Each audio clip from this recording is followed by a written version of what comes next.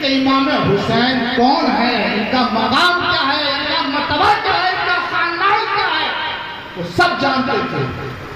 حضرت عمر رضی اللہ تعالی عنہ حضرت علی کے دروازے پر حاضر ہوئے، دستک دی اور اندر سے حضرت امام حسین باہر تشریف لائے۔ اب یہ دیکھیے، حضرت عمر رضی اللہ تعالی عنہ نے حضرت امام حسین سے پوچھا کہ اے حسین، کیا تم نے میرے بیٹے سے ایسا کہا ہے کہ تو اور تیرا باپ دونوں ہمارے غلام ہیں؟ بچپن کا زمانہ ہے، آج کل کا ماحول یہ ہے کہ اگر بچے لڑ جائیں اور ایک بچہ اپنے گھر پہ شکایت کر دے، وہ اپنے باپ کو بلا لائے، تو بچے کا جب سامنا ہوتا ہے تو یا تو وہ ڈنگ سے بات کو بدل دیتا ہے یا وہ سامنے نہیں آتا، یا تو وہ سامنے نہیں آتا، سامنے آ جاتا ہے تو پھر اپنی بات کو بدل دیتا ہے۔ اور دونوں ہی معاملے میں یعنی سامنے نہ آنا اور ڈر سے اپنی بات کو بدل دینا، یہ کمزوری کی نشانی ہے۔ کیا کی نشانی ہے؟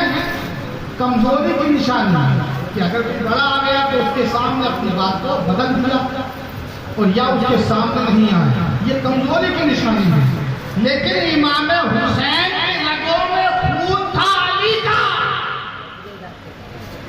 حضرت امام حسین کی رگوں میں خون علی کا تھا، اور خون کا اثر تو وہ بچپن سے ہی نظر آتا تھا۔ سامنے حضرت عمر کے امام حسین آئے، حضرت عمر نے حضرت امام حسین سے پوچھا کہ حسین، کیا تم نے ایسا کہا ہے کہ تو اور تیرا باپ دونوں ہمارے غلام؟ امام حسین کا جواب سنیے، حضرت امام حسین حضرت عمر رضی اللہ تعالی عنہ سے کہتے ہیں کہ ہم اس نبی کے گھرانے کے ہیں جو ایک بات ایک شخص سے کہتے ہیں وہی ہم ہزاروں کے درمیان کہتے ہیں، اپنی بات کو بدلتے نہیں۔ ہاں، ہم نے یہ کہا ہے کہ تو اور تیرا باپ دونوں ہمارے غلام ہیں۔ اب حضرت عمر رضی اللہ تعالی عنہ نے ایک کاغذ نکالا اور حضرت امام حسین کے سامنے پیش کیا اور کہا، کیا یہ بات آپ لکھ کر کے دے سکتے ہیں؟ یہ بات آپ لکھ کر کے دے سکتے ہیں؟ حضرت امام حسین رضی اللہ تعالی عنہ نے اس کاغذ پر لکھ دیا کہ یہ جملے ہم نے کہے ہیں۔ حضرت عمر رضی اللہ تعالی عنہ نے وہ کاغذ کو سنبھال کر اپنی جیب میں رکھا اور تمام علاقے کے صحابہ کرام کو اکٹھا کیا اور کہا کہ اے میرے دوستو، اے میرے گھر والوں، سنو، جب میں مر جاؤں تو یہ کاغذ میرے کفن میں رکھ دینا، تاکہ اللہ تبارک و تعالیٰ میدان محشر میں مجھ سے پوچھے کہ تو کون ہے، تو میں یہ کاغذ نکال کے دکھا سکتا کہ میں تیرے نبی کے گھرانے کا غلام ہوں۔ سبحان اللہ، یہ مقام ہے امام حسین کا، اور یہ محبت تھی حضرت عمر رضی اللہ تعالی عنہ کی کہ انہوں نے، حالانکہ نبی نے تو حضرت عمر رضی اللہ تعالی عنہ کے جنتی ہونے کی بشارت دنیا ہی میں دے دی تھی، لیکن حضرت عمر رضی اللہ تعالی عنہ کے دل میں یہ محبت و الفت و عقیدت تھی نبی کے گھرانے سے کہ وہ یہ مقام بتانا چاہتے تھے امام حسین کا کہ ان کا مقام کیا ہے۔ تو جتنا ہم امام حسین کو مانتے ہیں، اگر ہم اتنا ان کے بارے میں جان لیں، ان کی زندگی کے بارے میں ہم سمجھ لیں، تو پھر ہماری نسبتیں ان سے کچھ اور ہوں گی، ان سے نسبتیں کچھ اور ہوں گی۔ درود پاک پڑھیں، اللہم صلی علی سیدنا مولانا محمد بارک وسلم علیہ، صلاۃ و سلام علیک یا رسول اللہ یا نبی اللہ یا حبیب اللہ صلی اللہ تعالی علیہ وسلم۔ تو حضرات محترم، حضرت امام حسین رضی اللہ تعالی عنہ سے ہمیں سچی اور پکی محبت و الفت رکھنی چاہیے، عقیدت رکھنی چاہیے۔ عقیدت کا نام یہ نہیں ہے کہ ان کے نام پر ڈھول تاشے بجائے جائیں، ان کے نام پر برا باتیں کی جائیں، ان کے نام پر بے حیائی کا بازار گرم کیا جائے، یہ عقیدت نہیں ہے۔ عقیدت و محبت یہ ہے کہ جس کام کو انہوں نے ہمیں کرنے کا کہا ہے ہم ان کاموں کو کریں، یعنی اپنے نفس کی حفاظت کریں، اپنے ایمان و عقیدے کی حفاظت کریں، اپنی دین کی حفاظت کریں، قرآن کی حفاظت کریں، نمازوں کی حفاظت کریں، لیکن ہم ان کے نام پر کچھ اور ہی کر رہے ہیں۔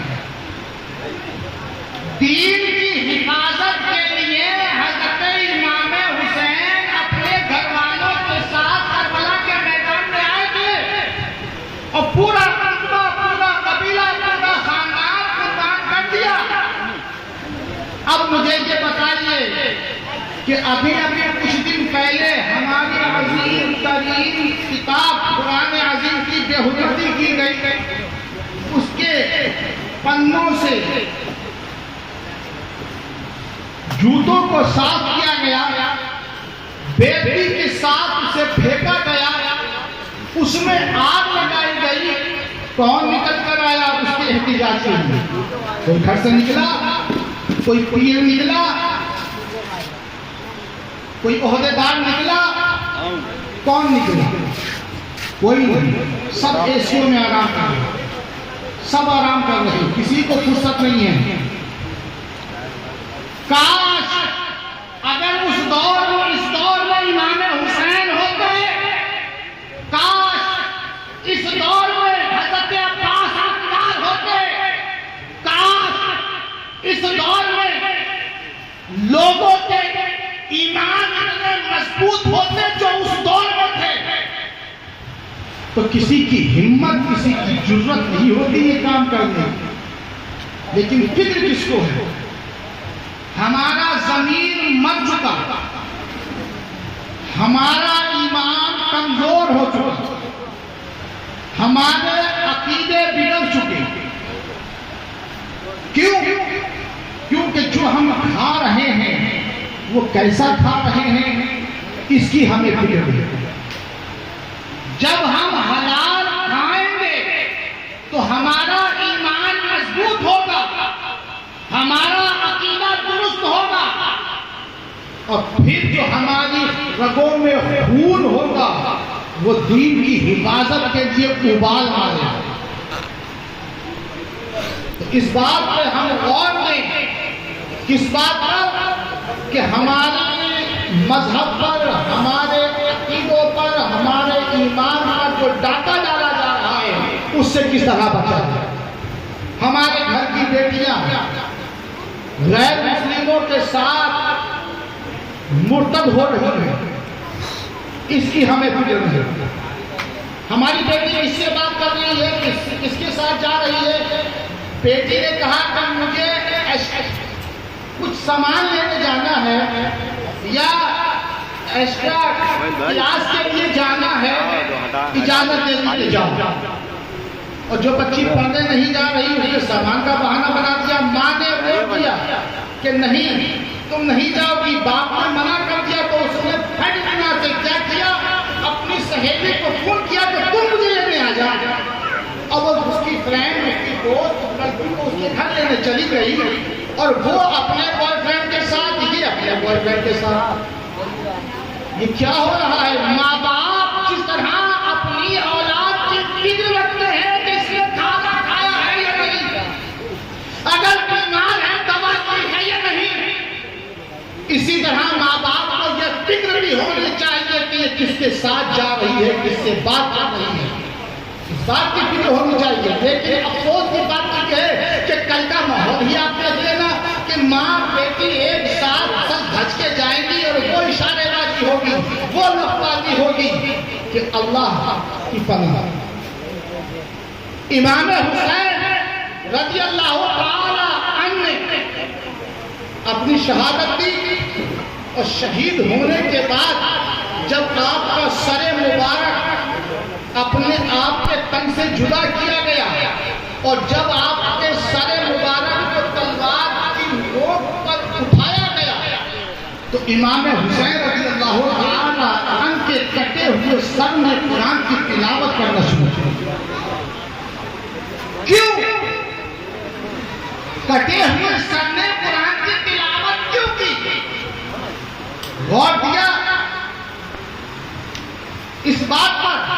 صرف سنا علماء کرام کی زبانی کے کٹے ہوئے امام حسین کے سر نے قرآن کی تلاوت کرنا شروع کیا اور پبلک نے کہہ دیا سبحان اللہ، بس بات ختم. اس بات پر کبھی غور کیا کہ یہ جو منظر پیش آیا تھا کہ امام حسین کے کٹے ہوئے سر نے قرآن کی تلاوت کرنا شروع کی، وہ موقع کیا تھا؟ کس موقع پر؟ جب امام حسین کو شہید کیا گیا، آپ کا سر مبارک تن سے جدا کیا گیا، تلوار کی نوک پر اٹھایا گیا اس طرح، اور اس طرح کیا ہوا کہ یزیدی فوج نے اسلامی خیموں پہ حملہ کر دیا، کہا کہ اسلامی خیموں کو لوٹ لو. سارے یزیدی حضرت امام حسین کے گھر والوں کے جو خیمے تھے اس کی طرف دوڑ پڑے، بال پکڑ پکڑ کر حضرت زینب، حضرت سکینہ اور حضرت شہزادوں کو جب نکالا گیا، جب انہیں بے پردہ کیا گیا، اس وقت میں امام حسین کے کٹے ہوئے سر میں قرآن کی تلاوت کی اور لوگوں کو یہ میسج دیا تھا، یہ بتایا تھا اور کہا تھا اے یزیدیو تم یہ نہ دیکھو کہ آج اسلام کی شہزادیوں کو بے پردہ کیا جا رہا ہے، بلکہ تم یہ دیکھو کہ کٹا ہوا سر تلوار کی نوک پر قرآن کی تلاوت کر رہا ہے. کیوں؟ کیوں؟ کیوں؟ اس لیے کہ لوگوں کی توجہ اس طرف سے ہٹ کر اس طرف آ جائے اور میرے گھر کی شہزادیوں کی حفاظت کے لیے، اپنے گھر کی عورتوں کی پردہ پوشی کے لیے امام حسین کے کٹے ہوئے سر نے تلاوت کی. اور ہمارا سر دھڑ پر اتنا بڑا لگا ہوا ہے اور ساتھ میں لیے پھر رہے ہیں، ساتھ میں لیے پھر رہے ہیں. شرم نام کی کوئی چیز نہیں، غیرت نام کی کوئی چیز نہیں کہ ہو کیا رہا ہے ہم کر کیا رہے ہیں. اور دیا کمی کی بات ہے، کل آپ دیکھ لینا کہ کہاں کہاں پر کیا کیا ہو رہا ہے. 90% لوگ وہاں پر آپ کو ملیں گے، 10% لوگ ہی ایسے ہوں گے جو اپنے گھروں میں رہ گئے ہیں، جن کے دل میں خوف خدا، شرم و حیا باقی ہوگی. وہ 10% لوگ ہی گھروں میں رہیں گے، باقی 90% لوگ کبھی مدینہ شاہ تو کبھی فلا جگہ کے فلا جگہ کے فلا جگہ، جہاں جہاں تعزیے رکھے گئے ہیں، جہاں جہاں امام باڑے بنے ہوئے ہیں، وہاں پر ایسی بھیڑ ہوگی، ایسا میلہ لگا ہوگا کہ پتہ نہیں یہاں پہ کیا بچ رہا ہے. اور اس سے زیادہ خرافات تو آپ کو اس مصنوعی کربلا میں دیکھنے ملے گی. باقر میں ریلا آتا ہے وہ یہ نہیں دیکھتا کہ عورتیں ہیں کہ آدمی ہے، اور اس میں اتنے بغیرت مرد ہوتے ہیں کہ جان اس طرف کو لے کر کے اپنے علم کو جاتے ہیں کہ جس طرف عورتیں ہوا کرتی ہیں. پہلی بات تو یہ کہ علم کا بنانا ہی جائز نہیں. دوسرا یہ کہ اس کو لے کر آپ گھوم رہے ہو، اس سے شریعت کی بھی خلاف ورزی ہو رہی ہے، اسلام کی بھی بے عزتی ہو رہی ہے، پھر گناہ میں مبتلا ہو رہے ہو، اور دوسرے جو مسلمان ہیں ان کے بھی عقیدے کو ٹھیس پہنچا رہے ہو. اور تیسری بات یہ کہ وہاں پہ کرنے کیا چاہ رہے ہو، کون بیٹھا ہے کہاں، بات کیا ہے، یہ کوئی نہیں بتائے گا. آخری بات ان سے اگر پوچھی جائے تو وہ یہ کہیں گے کہ تو ہوتا آیا ہے. کیا کہتے ہیں؟ ہوتا آیا ہے، ہوتا آیا ہے. یہ کوئی جواب نہیں ہوا. یہ جواب ہوا؟ یہ کوئی جواب نہیں ہے. جس بات کا جواب نہ ہو وہ بات نامکمل، وہ بات مکمل نہیں ہے۔ اس لیے میں آپ کو بتا رہا ہوں کہ آپ جو بھی کام کریں امام حسین کے نام پر وہ شریعت کے دائرے میں رہ کر کے، جس چیز کی اجازت شریعت نے دی ہے اس چیز پہ عمل کرتے ہوئے ہم اس کام کو انجام دیں، اس کے علاوہ خرافات میں ہم نہ پڑیں۔ اللہ تبارک و تعالیٰ کی بارگاہ میں دعا ہے کہ پاک پروردگار عالم ہم تمام مسلمان اسلام کو امام حسین سے سچی پکی محبت و عطا فرمائے۔ استغفر اللہ ربی من کل ذنب و اتوب الیہ وآخر دعوانا الحمدللہ رب العالمین لا الہ الا اللہ محمد رسول اللہ۔ السلام علیکم۔